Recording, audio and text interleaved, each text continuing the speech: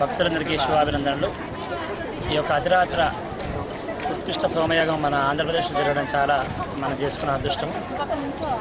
ఈ యాగం వలన మన రాష్ట్రంలో అంతా కూడా కరువు కాటకాలు లేకుండా ప్రజలందరూ కూడా మంచి ధనధాన్యాలు వ్యవసాయ అభివృద్ధి జరిగి అందరూ సుఖశాంతితో ఉండాలని కోరుకుంటున్నాను. ప్లస్ ఇక్కడ వచ్చిన భక్తులందరూ కూడా మంచి సౌకర్యాలు కలగజేస్తున్నారు. ఇక్కడ సంస్థ వారంతా కూడా అందరికీ అభినందనలు.